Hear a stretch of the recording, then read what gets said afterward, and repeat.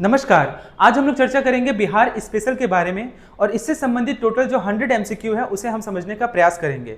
तो चलिए शुरू करते हैं बिना किसी देरी के। जैसा कि आज का हमारा टॉपिक ही है आपका Bihar special.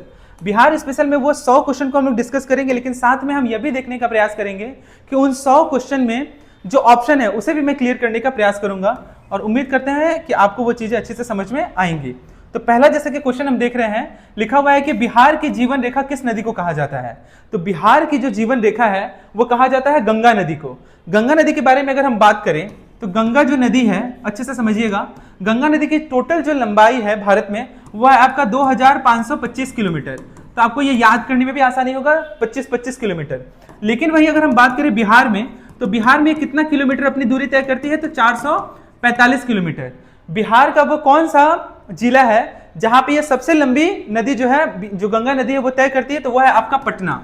Very very important, ठीक है, कि एग्जाम में पूछेगा आपसे कि बिहार का वो कौन सा जिला है जहां पे सबसे लंबी जो गंगा नदी है वो प्रवाहित होती है। तो आपका आंसर हो जाएगा पटना। वो कितना किलोमीटर है, 99 किलोमीटर है। इसके बाद दूसरे नंबर पे कौन आता है, तो दूसरे नंबर पे आपका उसका भागलपुर। क्या है दूसरे नंबर पे है आपका भागलपुर। यह भी आप ध्यान में रखेंगे। गंगा के बारे में क्लियर हो गया, यानी कि गंगा इसका आंसर हो जाएगा कि बिहार की जीवन रेखा किस नदी को कहा जाता है, तो बिहार की जीवन रेखा गंगा नदी को कहा जाता है।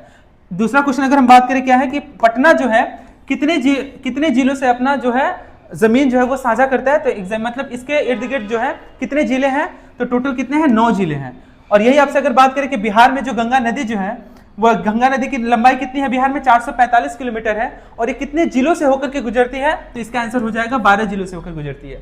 क्लियर हो गया। तो उम्मीद करते हैं कि प्रश्न क्लियर हुआ होगा। बिहार की जीवन रेखा किस नदी को कहा जाता है, गंगा को कहा जाता है। गंगा नदी की लंबाई 25-25 किलोमीटर, बिहार में इसकी लंबाई 445 किलोमीटर, जो कितने जिलों से होकर गुजरती है, तो 12 जिलों से होकर गुजरती है। सबसे लंबा जो जिला है वो किससे साझा करती है, तो वह है आपका पटना। पटना जो है कितने जिलों से अपना बॉर्डर साझा करता है, तो इसका आंसर हो जाएगा 9। और दूसरे नंबर पे कौन आ जाता है, आपका भागलपुर, जिसकी लंबाई कितनी है, 98 या फिर 97 किलोमीटर है। यह भी आप ध्यान में रखेंगे। वहीं अगर हम बात करें कोसी की, वेरी वेरी इंपॉर्टेंट, अच्छे से ध्यान दीजिएगा।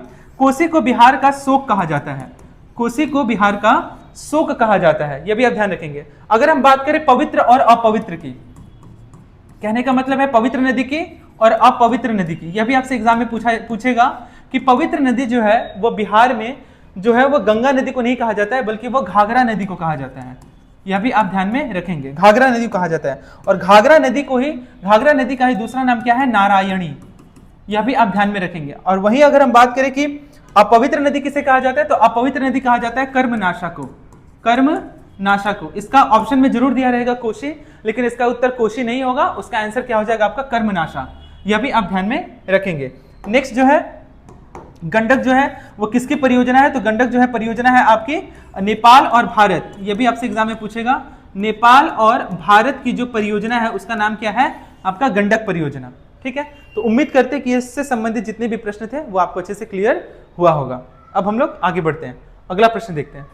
अगला प्रश्न क्या है कि बिहार में प्राचीन नालंदा विश्वविद्यालय कहाँ स्थित है। तो प्राचीन, जैसा कि नाम से ही अवस्थित है, नालंदा विश्वविद्यालय है ना, तो नालंदा विश्वविद्यालय बिहार के नालंदा डिस्ट्रिक्ट में अवस्थित है। नालंदा विश्वविद्यालय की स्थापना किसने की थी, तो नालंदा विश्वविद्यालय की स्थापना कुमार गुप्त ने की थी। कुमार गुप्त 1 ने की थी, क्योंकि ऑप्शन में 1, 2, 3 करके दिया रह सकता है, तो कुमार गुप्त 1 ने की थी। वहीं दूसरे राजा कौन थे, तो दूसरे राजा थे आपके हर्षवर्धन।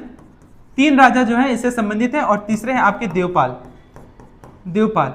ठीक है, धर्मपाल भी इससे संबंधित हैं, लेकिन धर्मपाल जो क्या किए थे, वो 200 गांव जो है वह दान में दिए थे, ताकि वहां के लोग, वहां पे टोटल 10,000 विद्यार्थी थे और 1500 शिक्षक थे, जिनका वहां पे खाने पीने के किसी प्रकार की कोई कमी नहीं है। उन्हीं 200 गांवों के टैक्सेस से क्या होता था, वहां के लोगों को भोजन आता था। और नालंदा महाविहार में केवल एक ही टाइम खाना बनता था, और वो दोपहर में, सुबह में किसी प्रकार का कोई खाना नहीं बनता था। वही जो 200 गांव के टैक्स से जो दान में आता था, दूध, दही, छाछ, मक्खन, उसी से क्या होता था, उन लोगों का गुजारा चलता था।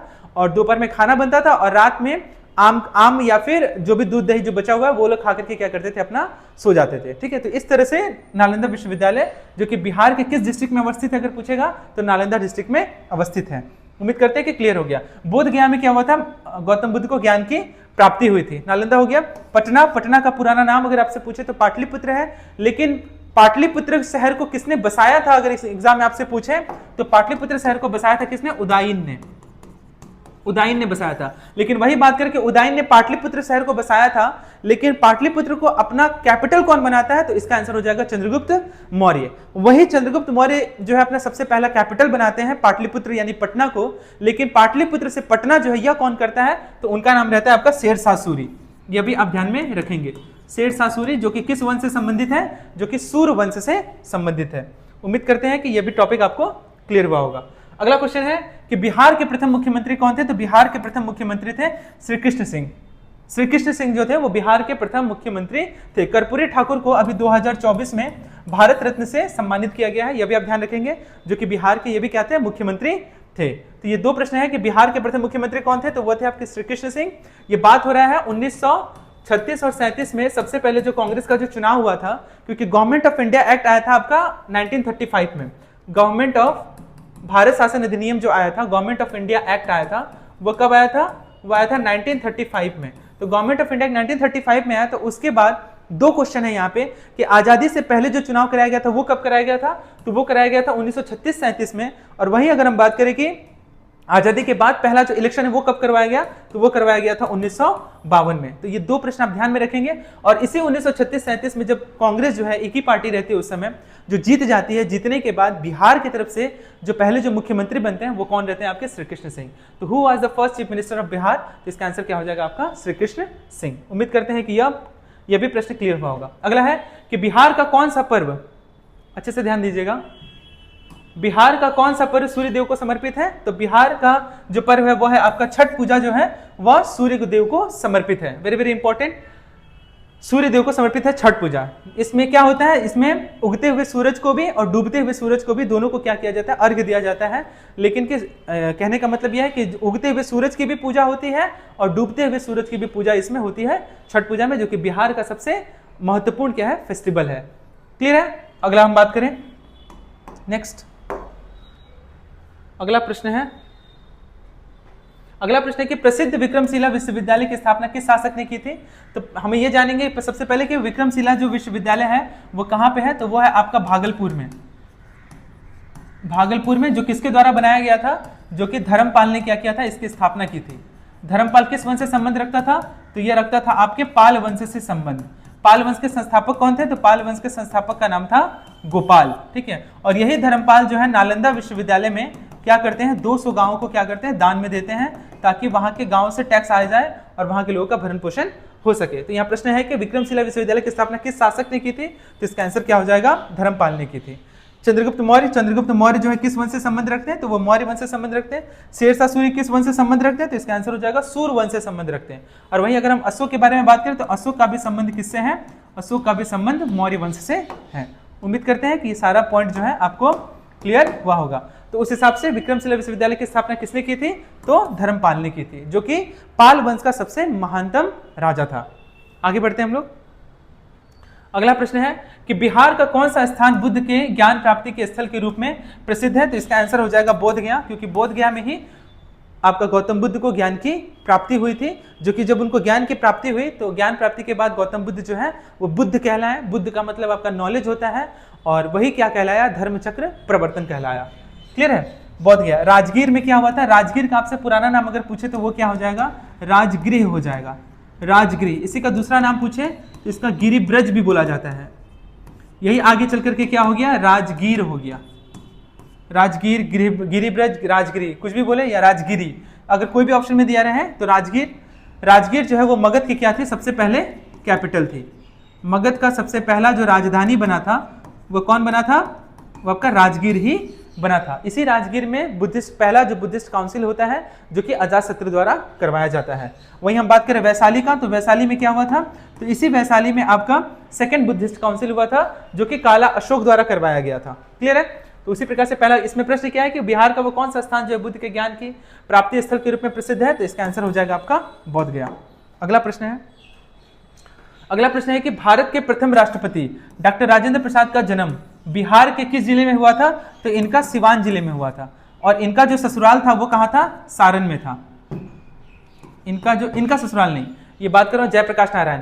जयप्रकाश नारायण जो थे, जयप्रकाश नारायण, ये किस जिले में पैदा हुए थे आपसे पूछा जा सकता है, तो इसका आंसर हो जाएगा ये सारण जिले में। और इनका जो ससुराल था ये कहां पे था, सिवान में था। जयप्रकाश की पत्नी का क्या नाम था, तो जयप्रकाश की पत्नी का नाम था आपका प्रभावती देवी। यह भी आप ध्यान में रखेंगे, प्रभावती देवी। जयप्रकाश नारायण, जिनको लोकनायक के नाम से भी जाना जाता है, जयप्रकाश नारायण को, यह भी आप ध्यान में रखेंगे।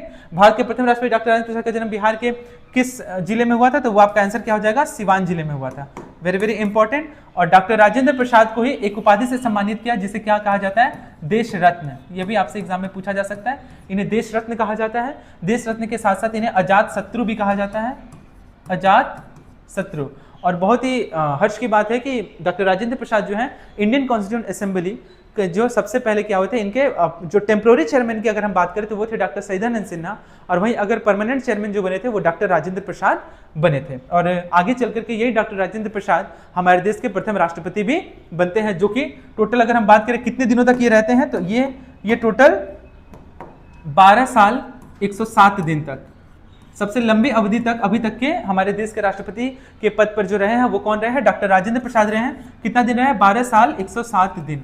यह भी आप ध्यान में रखेंगे। तो उम्मीद करते हैं कि ये तमाम जो टॉपिक है वह क्लियर हुआ होगा। बेगूसराय के अगर हम बारे में हम बात करें तो बेगूसराय में कांवर झील है, ठीक है। ये जो कि पहला जो है रामसर साइट जो है वो बेगूसराय में ही है, जिसे कांवर झील के नाम से जाना जाता है, कांवर लेक।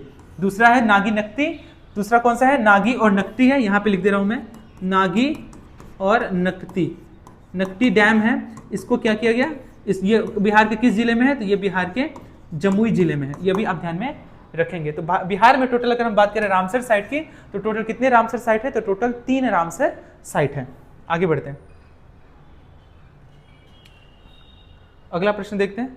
अगला प्रश्न क्या है कि विच डायनेस्टी यानी कि बिहार की बराबर गुफाएं किस वंश द्वारा बनवाई गई थी, तो ये वंश था आपका मौर्य वंश से संबंधित है, ठीक है। मौर्य वंश में किसने इसका स्थापना किया था, तो उसका नाम क्या था, अशोक। तो ये अशोक द्वारा बराबर की गुफाएं जो है बनाई गई थी, अशोक के द्वारा, ठीक है। और इन्होंने ये बराबर की गुफा बनाने के बाद जीवक संप्रदाय को क्या किया था, इन्होंने दान में दे दिया था, ताकि वो वहां पे जाकर के क्या करें, मेडिटेशन वगैरह करें। तो मौर्य वंश की बिहार की बराबर की गुफाएं किसके द्वारा बनाई गई है, तो ये बनाई गई है आपका अशोक के द्वारा। यानी कि किस वंश से संबंधित है अगर पूछे तो मौर्य वंश से, और किसके द्वारा बनाई गई है, तो ग्रेट अशोक के द्वारा बनाई गई है। अशोक के पिता के बारे में अगर पूछे कि पिता का नाम क्या था, तो इनके पिता का नाम क्या था, बिंदुसार।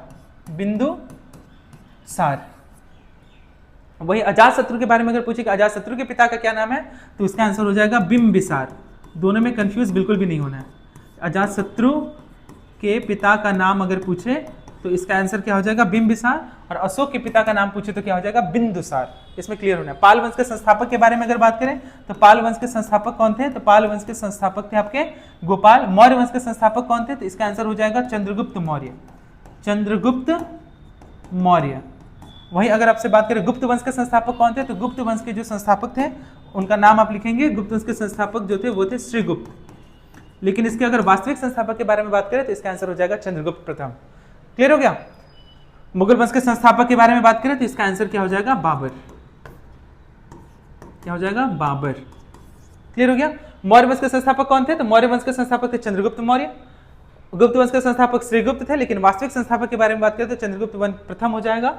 पाल वंश के संस्थापक गोपाल थे, और मुगल वंश के संस्थापक का नाम अगर पूछे तो वो क्या हो जाएगा, इसका आंसर बाबर हो जाएगा। और यहाँ पे प्रश्न क्या है कि बिहार की बराबर गुफा किस वंश द्वारा बनाई गई है, तो मौर्य वंश के द्वारा बनाई गई है। मौर्य वंश में भी किस शासक द्वारा अगर पूछे किसके द्वारा बनाई गई है, तो इसका आंसर हो जाएगा अशोक द्वारा बनाई गई है। उम्मीद करते हैं कि सभी पॉइंट जो है क्लियर हुआ होगा। अगला प्रश्न क्या है कि बिहार का कौन सा जिला लीची की भूमि कहा जाता है, तो वेरी वेरी इंपॉर्टेंट क्वेश्चन, बहुत बार एग्जाम में क्वेश्चन पूछा भी गया है कि बिहार का वो कौन सा जिला है जो लीची की भूमि कहलाता है, तो वो आपका मुजफ्फरपुर। किस नाम से कहा जाता है, और हाल ही में मुजफ्फरपुर की जो लीची है उसको जीआई टैग भी मिल गया है। क्या मिल गया है, जीआई टैग। जीआई टैग का फुल फॉर्म क्या है, ज्योग्राफिकल इंडिकेशन। ये भी आपसे एग्जाम में पूछा जा सकता है, ज्योग्राफिकल इंडिकेशन, ठीक है। और उस लीची की भूमि तो कहा जाता है, किसको कहा जाता है, मुजफ्फरपुर को कहा जाता है। तो किस नाम से वो प्रसिद्ध है, तो इसका आंसर हो जाएगा आपका शाही लीची। क्या दिया गया उसका नाम, शाही लीची। यह भी आप ध्यान में रहेंगे। भागलपुर को क्या कहा जाता है, तो भागलपुर को सिल्क सिटी कहा जाता है। यह भी आप ध्यान में रखेंगे। गया का नाम अभी चेंज हो गया, गया का नाम अभी चेंज होकर के क्या हो गया है, गया जी हो गया है। यह भी आप ध्यान में रखेंगे, ये भी आपसे एग्जाम में पूछा जा सकता है। पटना जो है बिहार का क्या है, कैपिटल है, यानी कि उसकी राजधानी है। क्लियर हो गया। अगला प्रश्न है, अगला प्रश्न क्या है कि बिहार में मौर्य साम्राज्य की स्थापना किसने की थी? तो बिहार में मौर्य साम्राज्य की स्थापना किसने की थी? चंद्रगुप्त मौर्य ने की थी। और इन्हीं के जो गुरु थे उनका नाम क्या था? चाणक्य। चाणक्य, जिन्होंने एक किताब लिखा था, उस किताब का क्या नाम था? अर्थशास्त्र। क्या नाम था? अर्थशास्त्र। अर्थशास्त्र का मतलब यहाँ पे यह, इसका संबंध आपका इकोनॉमिक्स में समझिएगा, इसका संबंध आपका पब्लिक एडमिनिस्ट्रेशन से, प्रशासन से है। अर्थशास्त्र जिसका संबंध किससे है? प्रशासन से है, प्रशासन। यह भी आप ध्यान में रखेंगे, ठीक है। बिंदुसार के पुत्र का क्या नाम था? अशोक था। चाणक्य का दूसरा नाम आपसे पूछा जा सकता है कि चाणक्य का और क्या नाम था? तो चाणक्य का नाम था आपका कौटिल्य। यह भी आप ध्यान में रखेंगे, कौटिल्य भी था और विष्णुगुप्त भी था। विष्णुगुप्त। एक बार प्रश्न पूछा था एग्जाम में कि चाणक्य का जो है वास्तविक नाम क्या था? स्टार्टिंग में इनका नाम क्या था? तो इसका आंसर आप क्या कीजिएगा? इसका आंसर आप टिक कीजिएगा, विष्णुगुप्त।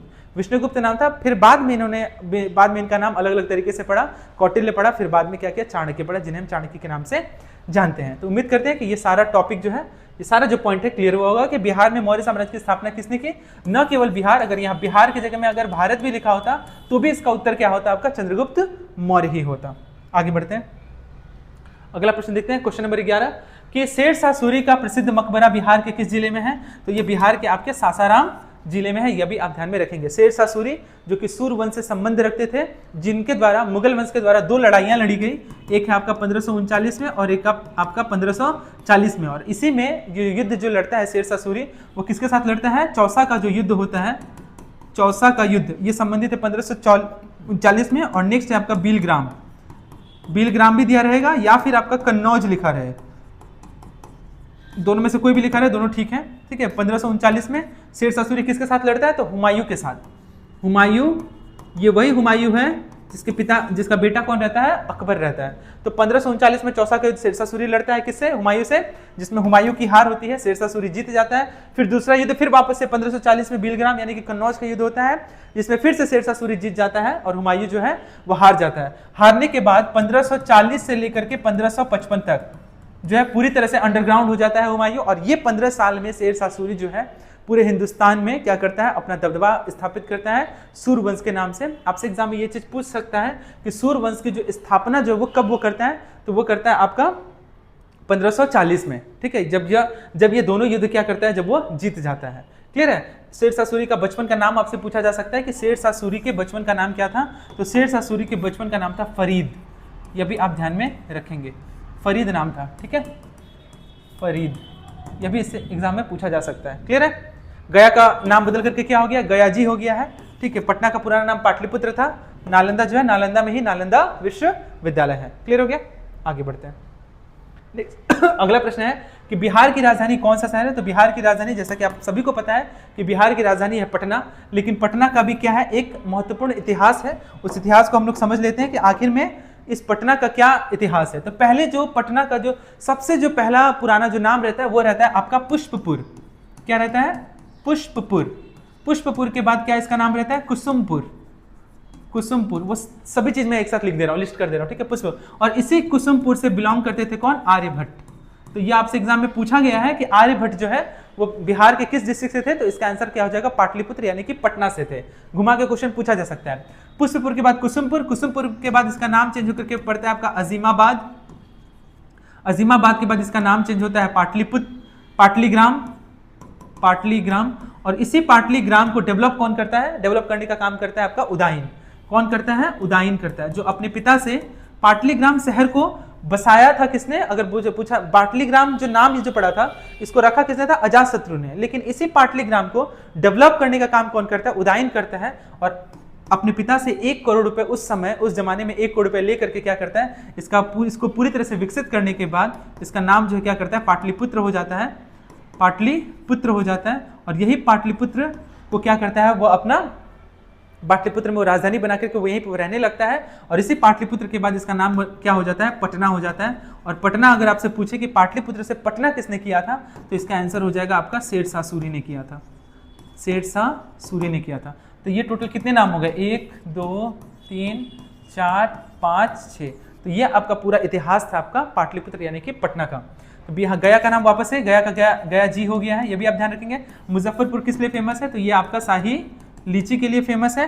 पटना के बारे में मैंने पूरा इतिहास यहाँ पे लिख दिया है। भागलपुर को किस सिटी के नाम से जाना जाता है, तो इसको सिल्क सिटी के नाम से जाना जाता है। क्लियर हो गया? उम्मीद करते हैं कि सारा टॉपिक जो है वो अच्छे से क्लियर हुआ होगा। क्वेश्चन नंबर 12 के बाद हम बढ़ रहे हैं क्वेश्चन नंबर 13 की तरफ।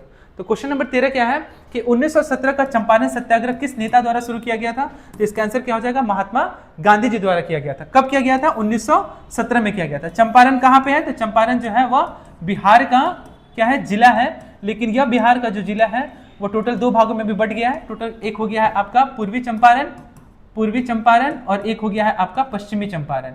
तो यह भी आप ध्यान में रखेंगे। मतलब पहले ये चंपारण था, इसको भी 2 भागों में बांट दिया गया, तो ये 2 जिला बन गया है, पूर्वी चंपारण और पश्चिमी चंपारण। 1917 में चंपारण था, इसका आंसर क्या हो जाएगा आपका महात्मा गांधी। महात्मा गांधी को किसने इनवाइट किया था, किसने बुलावा किया था, तो 1916 में लखनऊ सेशन हुआ था। Very very important. इसी लखनऊ सेशन में राजकुमार शुक्ल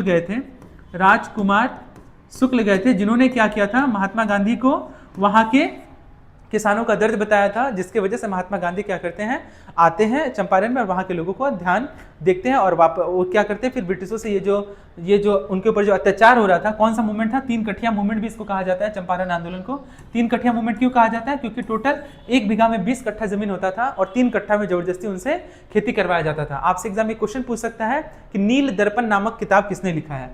ठीक है, ये पूरा जो किताब है वो किसके ऊपर बेस्ड था, तो यही नील की किसान खेती करने वाले किसानों के ऊपर बेस्ड था। तो नील दर्पण नामक जो किताब लिखा है वो किसने लिखा है, दीनबंधु मित्र ने लिखा है। दीनबंधु मित्र ने लिखा है, यह भी आप ध्यान में रखेंगे। Very very important. क्लियर हो गया? डॉक्टर राजेंद्र प्रसाद आगे चल करके हमारे देश के पहले राष्ट्रपति बनते हैं। जेबी कृपलानी की ही पत्नी का क्या नाम था, सुचिता कृपलानी।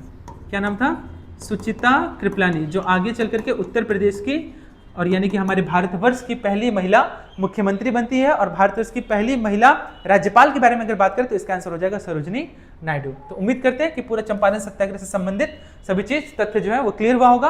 और इसी चंपारण सत्याग्रह में महात्मा गांधी जी को खाने में जहर मिला दिया गया था और इसी को बचाने का काम किसने किया था, तो बथक मियां ने किया था। यह भी आप ध्यान में रखेंगे। अगला प्रश्न क्या है, अगला प्रश्न है कि बिहार के कोडरमा क्षेत्र में कौन सा खनिज प्रचुर मात्रा में पाया जाता है, तो वहां पर पाया जाता है अभ्रक। अभ्रक बहुत अधिक मात्रा में पाया जाता है। कौन से, बिहार के कोडरमा क्षेत्र में कौन सा खनिज प्रचुर मात्रा में पाया जाता है, तो वह पाया जाता है आपका अभ्रक। पायराइट भी पाया जाता है, यह भी आप ध्यान में रखेंगे। लेकिन यहाँ प्रश्न पूछा है कोडरमा क्षेत्र में कौन सा खनिज पाया जाता है, तो इसका आंसर हो जाएगा आपका अभ्रक पाया जाता है। क्लियर? अगला प्रश्न है, अगला प्रश्न 14 के बाद नेक्स्ट हम लोग आ जा रहे हैं 15 में। क्या लिखा है कि बिहार का कौन सा जिला रेशम उत्पादन के लिए प्रसिद्ध है। इसमें हम अपना समय व्यर्थ नहीं करेंगे। भागलपुर, इसी को क्या कहा जाता है, इसी को सिल्क सिटी भी कहा जाता है। और भागलपुर का ही जर्दालू आम फेमस है और कतरनिया चावल भी फेमस है, यह भी आप ध्यान रखेंगे, जिसको हाल ही में जीआई टैग मिला हुआ है। अगला प्रश्न है कि बिहार केसरी के नाम से बिहार केसरी के नाम से कौन प्रसिद्ध है, तो बिहार केसरी के नाम से प्रसिद्ध है आपका श्री कृष्ण सिंह। ये वही श्री कृष्ण सिंह है जो कि 1936-37 में बिहार की जो है इलेक्शन होता है जिसमें कांग्रेस की जीत होती है और बिहार के पहले मुख्यमंत्री कौन बनते हैं, श्री कृष्ण सिंह बनते हैं। तो बिहार केसरी के नाम से कौन प्रसिद्ध है, तो बिहार केसरी के नाम से प्रसिद्ध है श्री कृष्ण सिंह। डॉक्टर राजेंद्र प्रसाद को क्या कहा जाता है, तो डॉक्टर राजेंद्र प्रसाद को देश रत्न के नाम से जाना जाता है, इनको अजातशत्रु भी कहा जाता है, यह भी आप ध्यान में रखेंगे। वीर कुंवर सिंह का संबंध बिहार के किस डिस्ट्रिक्ट से है, तो इसका आंसर हो जाएगा आपका आरा से है। कहां से, आरा, जो कि भोजपुर में अवस्थित है। जगदीशपुर के रहने वाले थे वीर कुंवर सिंह। और इन्हीं के भाई का क्या नाम था, अगर आपसे पूछे तो इन्हीं के भाई का नाम था 1857 की क्रांति में। 1857 की क्रांति में जब वीर कुंवर सिंह जब अंग्रेजों की तरफ से प्रतिनिधित्व कर रहे थे, मतलब अंग्रेजों के खिलाफ जब वे लड़ रहे थे, तो इनकी मृत्यु होने के बाद उसके कमान को कौन संभाला था, इनके भाई ने संभाला था, जिनका नाम क्या था, अमर सिंह। ये भी आप ध्यान में रखेंगे, अमर सिंह। क्लियर है? अगला प्रश्न देखते हैं क्या है। अगला प्रश्न है कि 1857 की कौन सी लड़ाई वीर कुंवर सिंह के नेतृत्व में बिहार से लड़ी गई थी, तो वह आरा की लड़ाई लड़ी गई थी, क्योंकि ये आरा से बिलोंग करते थे। आरा में भी कहां से थे, तो ये थे आपके जगदीशपुर से, जगदीशपुर जो कि आपके भोजपुर में है। क्लियर है? तो ये भी आप ध्यान में रखेंगे कि आरा की लड़ाई किसने लड़ा था, तो वीर कुंवर सिंह ने लड़ा था। उसके बाद गया की लड़ाई, ये इंपॉर्टेंट नहीं है, ठीक है। आरा की लड़ाई ये ध्यान में रखिएगा, आप केवल इंपॉर्टेंट है, ठीक है। नेक्स्ट अगला प्रश्न है, अगला प्रश्न क्या है कि बिहार का कौन सा नृत्य मिथिला क्षेत्र से संबंधित है, तो इसका आंसर क्या हो जाएगा, मिथिला जो नाच है वो मिथिला से संबंधित है। बिहार का कौन सा नृत्य रूप मिथिला क्षेत्र से संबंधित है, तो वो इसका आंसर हो जाएगा मिथिला नाच। और हाल ही में अभी 2025 में जो बजट पेश हुआ था निर्मला सीतारमन ने, तो उन्होंने कहा था कि हम क्या करेंगे, मिथिला बोर्ड की स्थापना करेंगे, मिथिला मखाना बोर्ड की स्थापना करेंगे, जो कि किससे संबंधित है, मखाना बोर्ड की स्थापना करेंगे। और बिहार में जो है सबसे ज़्यादा जो मखाना होता है वो आपका मधुबनी और दरभंगा में होता है, यह भी आप ध्यान में रखेंगे, मधुबनी और दरभंगा। अगर आपका दोनों अगर ऑप्शन में दिया होगा तो आप क्या करिएगा, अगर आपका दोनों ऑप्शन में दिया रहेगा तो आप टिक करिएगा किसको, दरभंगा को। क्लियर है। और बिहार का कौन सा जिला है जो मछली उत्पादन में सबसे अग्रणी जिला है, तो इसका भी आंसर क्या हो जाएगा, मधुबनी और दरभंगा। किसके उत्पादन में, तो मछली उत्पादन में मधुबनी और दरभंगा, मछली उत्पादन में भी है और मखाना उत्पादन में भी है। लेकिन मखाना में अगर दोनों में से अगर दिया है तो इसका आंसर क्या कीजिएगा, आप टिक दरभंगा करिएगा। क्लियर है। आगे बढ़ते हैं। नेक्स्ट है आपका जट जाटिन जो नृत्य है, ये शादी के अवसर पर गाया जाता है। लौंडा नाच जो है ये बिहार में होता है। ठीक है। बिहार में पुरुष जो क्या करते हैं, लड़कियों का कपड़ा पहन करके क्या करते हैं, ये नृत्य करते हैं एंटरटेनमेंट के लिए। क्लियर है। अगला प्रश्न क्या है कि बिहार की राजभाषा क्या है, तो बिहार की राजभाषा के बारे में बात करें तो हिंदी है। 2 भाषाओं को दर्जा दिया गया है, हिंदी। और वहीं हम बात करें दूसरी राजभाषा के बारे में अगर बात करें, अगर आपसे पूछ दें कि दूसरी राजभाषा क्या है, तो दूसरी अगर पूछें तो दूसरी है आपका उर्दू, जिसको 1984 में क्या किया गया था, अपनाया गया था बिहार की दूसरी राजकीय भाषा के रूप में। अगर बिहार की राजभाषा के बारे में बात करें तो इसका आंसर क्या हो जाएगा, आपका हिंदी हो जाएगा। Very very important.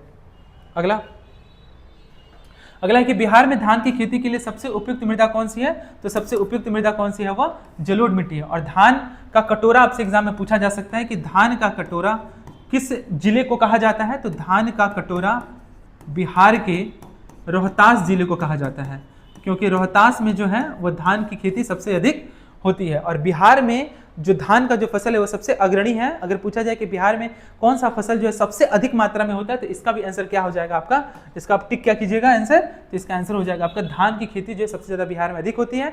बिहार में सबसे अधिक धान की खेती कहाँ होती है, तो इसका आंसर क्या लिखिएगा, रोहतास में होती है। धान का कटोरा किसे कहा जाता है, तो धान का कटोरा कहा जाता है आपका रोहतास को। क्लियर है। आगे बढ़ते हैं। अगला प्रश्न है प्रश्न नंबर 21 कि बिहार के प्रथम राज्यपाल कौन थे, तो बिहार के प्रथम जो राज्यपाल थे, यानी कि स्वतंत्रता के बारे में बात कर रहे हैं, स्वतंत्रता के बारे में बात कर रहे हैं, स्वतंत्रता के बाद, तो इसका आंसर हो जाएगा जयराम दास दौलतराम। दौलतराम नहीं, यहाँ पे होगा आपका दौलतराम, दौलतराम, यह भी आप ध्यान में रखेंगे। सिराज गोपालाचारी को राजा जी की उपाधि किसने दी थी, तो सिराज गोपालाचारी को राजा जी की उपाधि दी थी महात्मा गांधी ने, यह भी आप ध्यान में रखेंगे। अगला प्रश्न है, अगला प्रश्न क्या है कि बिहार की कौन सी नदी बिहार का शोक कहा जाता है, इसके बारे में हम लोग चर्चा कर चुके हैं, इसलिए हम लोग समय ज्यादा बर्बाद नहीं करेंगे अपना। कोसी नदी को बिहार का शोक कहा जाता है। और सबसे ज्यादा मार्ग परिवर्तन कौन सी नदी करती है बिहार में, अगर आपसे ये भी पूछे तो इसका भी आंसर क्या कीजिएगा, आप कोसी ही लगाइएगा। लेकिन अगर वही बात करें अपवित्र नदी कौन है, तो अपवित्र नदी कर्मनाशा है। और वही पवित्र नदी के बारे में बात करें तो वो गंगा नहीं बल्कि वह घाघरा है। क्लियर है। अगला प्रश्न है क्वेश्चन नंबर 23 कि 1857 के विद्रोह में बिहार का सेनापति कौन था, तो बिहार के सेनापति कौन थे, बाबू कुंवर सिंह। पूरे भारतवर्ष में इसको, पूरे बिहार में जो 1857 की क्रांति को जो रेगुलेट करने का काम किया था वो बाबू कुंवर सिंह किए थे। वही दूसरा क्वेश्चन आपसे क्या पूछ सकता है कि पटना से किसने किया था, तो पटना से किया था आपका पीर अली ने, यह भी आप ध्यान में रखेंगे। पटना से किसने किया था, तो याद करना आसान होगा, प से पटना हो गया, प से पीर अली हो गया, पीर अली ने किया था, यह भी आप ध्यान में रखेंगे। क्लियर है। आगे बढ़ते हैं हम लोग। अगला प्रश्न है कि क्षेत्रफल की दृष्टि से बिहार का सबसे बड़ा जिला कौन सा है, तो क्षेत्रफल की दृष्टि से बिहार का सबसे बड़ा जिला आपका कौन है, पश्चिम चंपारण है। और वहीं अगर बात करें सबसे छोटा जिला कौन सा है, तो सबसे छोटा जिला जो है वह हो जाएगा आपका शिवहर। जनसंख्या में अगर बात करें कि जनसंख्या में सबसे बड़ा जिला कौन सा है, तो जनसंख्या में सबसे बड़ा जिला आपका पटना हो जाएगा। और जनसंख्या में सबसे छोटा जिला अगर बात करें तो इसका आंसर हो जाएगा शेखपुरा, यह भी आप ध्यान में रखेंगे। यानी कि सबसे ज्यादा जनसंख्या कहाँ पे है बिहार में, तो वह है आपका पटना में। और सबसे कम जनसंख्या कहाँ पे है, तो वह शेखपुरा में है। और एरिया के हिसाब से सबसे बड़ा जिला कौन सा है, वो पश्चिम चंपारण है। और वहीं अगर बात करें कि सबसे छोटा जिला कौन सा है, तो सबसे छोटा जिला शिवहर है। क्लियर हो गया। आगे बढ़ते हैं हम लोग। अगला प्रश्न है कि बिहार की कौन सी लोकसभा सीट लालू प्रसाद यादव का गढ़ माना जाता है? तो लालू प्रसाद का जो गढ़ माना जाता है वह सारण को माना जाता है। वेरी वेरी इंपॉर्टेंट, ये आप ध्यान में रखिएगा अच्छे से, ठीक है। सारण को जो है बिहार की लोकसभा सीट लालू प्रसाद यादव का गढ़ माना जाता है। और वही अगर हम बात करें कि बिहार में जो लोकसभा की सीट जो है वो कितनी है, वो पूरा चीज मैं लिख दे रहा हूँ यहाँ पे। लोकसभा जो सीट है वो 40 है। राज्यसभा सीट के बारे में अगर बात करें तो राज्यसभा की जो सीट है वो टोटल 16 है। अगर हम बात करें विधानमंडल में, क्योंकि बिहार में टोटल 6 ऐसे राज्य हैं जहाँ पे विधान परिषद भी है और विधानसभा भी है। तो बिहार में आपका विधानसभा भी है और विधान परिषद भी है। तो अगर मैं बात करूँ विधानसभा, तो विधानसभा में जो टोटल जो सीट है उसकी संख्या कितनी है, 243 है। और वहीं अगर हम बात करें विधान परिषद की, तो इसमें टोटल सीट कितनी है, तो इसमें टोटल सीट आपका 75 है। क्लियर हो गया। विधानसभा में 243 है, विधान परिषद में कितना है, 75 है। नेक्स्ट अगर हम जानने का प्रयास करें कि लोकसभा का मेंबर बनने के लिए कितना उम्र होना चाहिए, 25 वर्ष होना चाहिए। ठीक उसी तरह से विधानसभा का भी मेंबर बनने के लिए आपकी उम्र कितनी होनी चाहिए, 25 वर्ष होनी चाहिए। वहीं अगर हम बात करें कि राज्यसभा का मेंबर बनने के लिए कितना वर्ष होना चाहिए, तो राज्यसभा का मेंबर बनने के लिए आपका कितना उम्र होना चाहिए, 30 वर्ष होना चाहिए। और वही विधान परिषद का मेंबर बनने के लिए 30 वर्ष होना चाहिए। तो बिल्कुल भी कंफ्यूजन नहीं होना है, यह आप ध्यान में रखेंगे। क्लियर हो गया। उम्मीद करते हैं ये सारा टॉपिक जो है क्लियर हुआ होगा। बिहार में टोटल डिस्ट्रिक्ट की संख्या कितनी है, तो डिस्ट्रिक्ट को कितना है, टोटल 38 है। मंडल जिसे कहेंगे हम लोग, या फिर जिला बोले या फिर आपका मंडल बोले, जिला या फिर मंडल बोले, दोनों में से कोई भी बोले तो उसकी संख्या कितनी है, 38 है। अनुमंडल अगर बोल देगा, अनुमंडल की संख्या कितनी है, तो इसका आंसर हो जाएगा आपका 101 है। पंचायत की संख्या कितनी है, पूछ सकते हैं आपसे एग्जाम में, पंचायत की संख्या कितनी है, तो 534 है। यह भी आप ध्यान में रखेंगे। उम्मीद करते हैं ये सारा जो टॉपिक है वह क्लियर हुआ होगा। और लालू प्रसाद की जो एग्जाम में ये भी पूछा जा सकता है कि बिहार की पहली महिला मुख्यमंत्री कौन है, तो बिहार की पहली महिला मुख्यमंत्री जो है वह लालू प्रसाद की ही पत्नी है, जिनका नाम है आपका राबड़ी देवी। और राबड़ी देवी जो है वो 3 बार बिहार की मुख्यमंत्री पद पर रह चुकी हैं। आगे बढ़ते हैं। अगला प्रश्न है